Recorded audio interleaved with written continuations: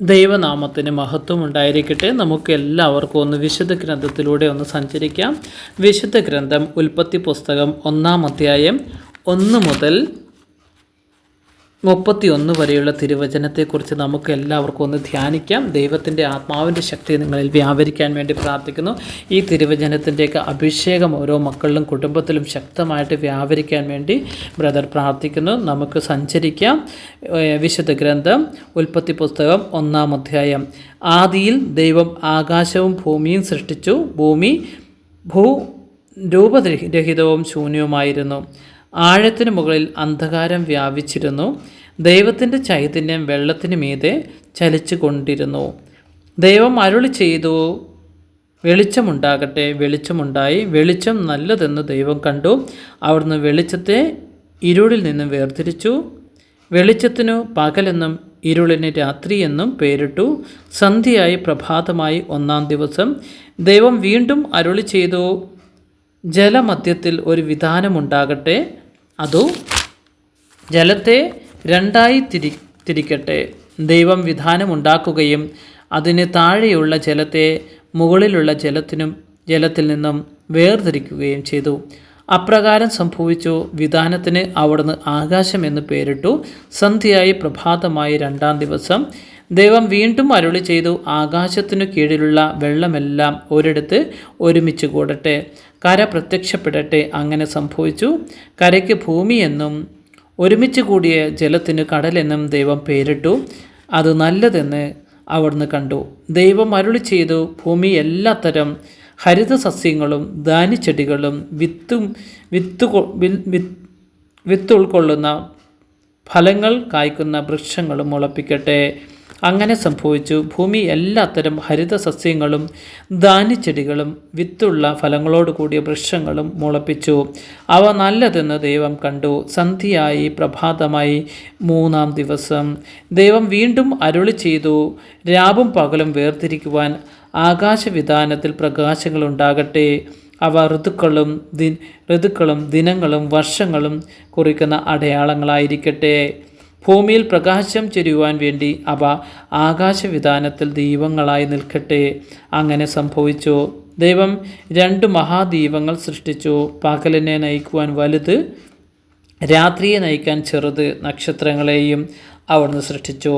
ഭൂമിയിൽ പ്രകാശം ചൊരിയുവാനും രാവിനെയും പകലിനെയും നിയന്ത്രിക്കുവാനും വെളിച്ചത്തെ ഇരുളിൽ നിന്ന് വേർതിരിക്കുവാനും ദൈവം അവയെ ആകാശവിധാനത്തിൽ സ്ഥാപിച്ചു. അത് നല്ലതെന്ന് ദൈവം കണ്ടു. സന്ധ്യയായി പ്രഭാതമായി 4-ാം ദിവസം.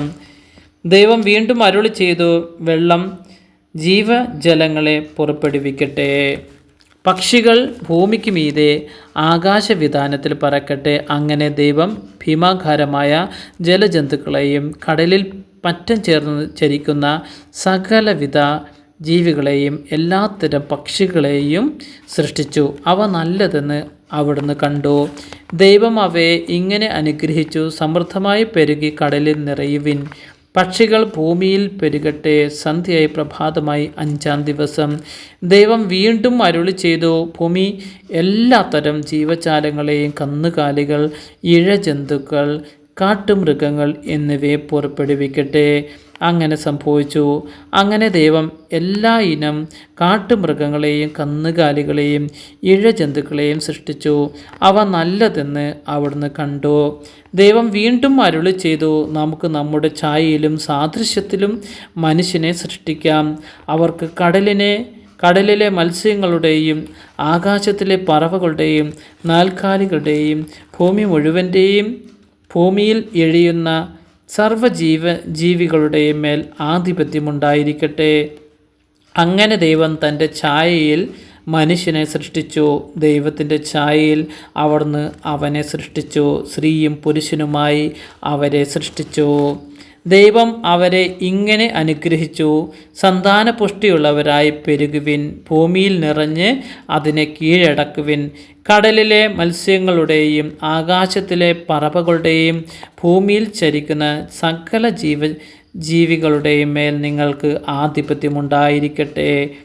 ദൈവം അരുളി ചെയ്തു, ഭൂമുഖത്തുള്ള ധാന്യം വിളയുന്ന എല്ലാ ചെടികളും വിത്ത് ഉൾക്കൊള്ളുന്ന പഴങ്ങൾ കായ്ക്കുന്ന എല്ലാ വൃക്ഷങ്ങളും ഞാൻ നിങ്ങൾക്ക് ഭക്ഷണത്തിനായി തരുന്നു. ഭൂമിയിലെ മൃഗങ്ങൾക്കും ആകാശത്തിലെ എല്ലാ പറവകൾക്കും ഇഴജന്തുക്കൾക്കും ജീവശ്വാസമുള്ള സകലത്തിനും ആഹാരമായി ഹരിതസസ്യങ്ങൾ ഞാൻ നൽകിയിരിക്കുന്നു. അങ്ങനെ സംഭവിച്ചു.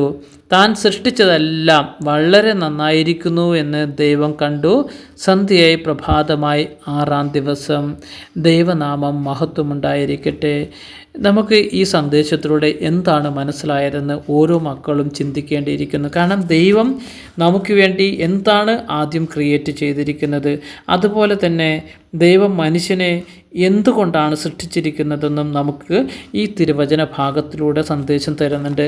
ആദ്യത്തെ സന്ദേശം നമുക്ക് എടുക്കുമ്പോൾ തമ്പുരാൻ കർത്താവിൻ്റെ ആ പ്രപഞ്ച സൃഷ്ടിയെക്കുറിച്ച്, എന്താണ് പ്രപഞ്ച സൃഷ്ടി എന്ന് നമ്മൾ മനസ്സിലാക്കണം. ആദ്യം ദൈവം ആകാശവും ഭൂമിയുമാണ് സൃഷ്ടിച്ചത്. കാരണം അത് കഴിഞ്ഞിട്ടാണ് ബാക്കി എല്ലാ ക്രിയേഷനും വരുന്നത് എന്ന ഒരു യാഥാർത്ഥ്യം നമുക്ക് എല്ലാവർക്കും ഈ വചന സന്ദേശത്തിലൂടെ മനസ്സിലാക്കാൻ സാധിക്കുന്നു.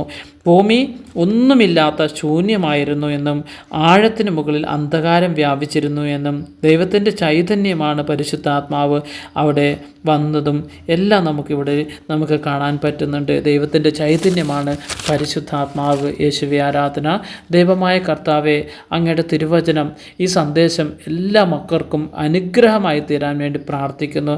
അതുപോലെ 27-ാം തിരുവചനം, അങ്ങനെ ദൈവം തൻ്റെ ഛായയിൽ മനുഷ്യനെ സൃഷ്ടിച്ചു. ദൈവത്തിൻ്റെ ഛായയിൽ അവിടുന്ന് അവനെ സൃഷ്ടിച്ചു, സ്ത്രീയും പുരുഷനുമായി അവരെ സൃഷ്ടിച്ചു. കാരണം തീർച്ചയായിട്ടും ആദ്യം ഉണ്ടായിരിക്കുന്നത് പുരുഷനെന്നും പിന്നെ പുരുഷനിൽ നിന്ന് സ്ത്രീയും ദൈവം ക്രിയേറ്റ് ചെയ്തു എന്നാണ് നമുക്ക് 27-ാം തിരുവചനത്തിൽ മനസ്സിലാക്കാൻ സാധിക്കുന്നത്. ദൈവത്തിൻ്റെ സൃഷ്ടികളെല്ലാം വളരെ നന്നായിരുന്നു നന്നായിരുന്നു അല്ല, താൻ സൃഷ്ടിച്ചതെല്ലാം ദൈവം പറയുന്നതാണ്, താൻ സൃഷ്ടിച്ചതെല്ലാം വളരെ നന്നായിരുന്നുവെന്നും ദൈവം കണ്ടു. സന്ധ്യയായി പ്രഭാതമായി 6-ാം ദിവസം. അപ്പോൾ തീർച്ചയായിട്ടും നമുക്ക് 1-ാമത്തെ അധ്യായത്തിലൂടെ വലിയ 1-ാമത്തെ അധ്യായത്തിലെ 1-ാമത്തെ ചാപ്റ്റർ, അത് നമുക്ക് ആ ചാപ്റ്റർ വായിക്കുമ്പോൾ തന്നെ ആത്മാവിൻ്റെ വലിയൊരു അനുഭൂതി, വലിയൊരു അനുഗ്രഹം നിങ്ങളിൽ നിറയാൻ വേണ്ടി ബ്രദർ പ്രാർത്ഥിക്കുന്നു.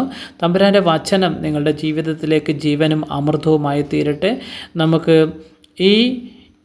ഈ ചാനലിലൂടെ പ്രധാനമായിട്ടും ദൈവവചനം നിങ്ങളുടെ ജീവിതത്തിലേക്ക് അനുഗ്രഹമായി തീരാൻ വേണ്ടിയിട്ടാണ് ബ്രദർ ഈ സന്ദേശം ഇടുന്നത്. ഇത് കേൾക്കുമ്പോൾ തന്നെ നിങ്ങളുടെ ജീവിതത്തിലേക്ക് വലിയൊരു അനുഗ്രഹമായി തീരാൻ വേണ്ടിയിട്ടും അഭിഷേകമായി തീരാൻ വേണ്ടിയിട്ടും പ്രാർത്ഥിക്കുന്നു.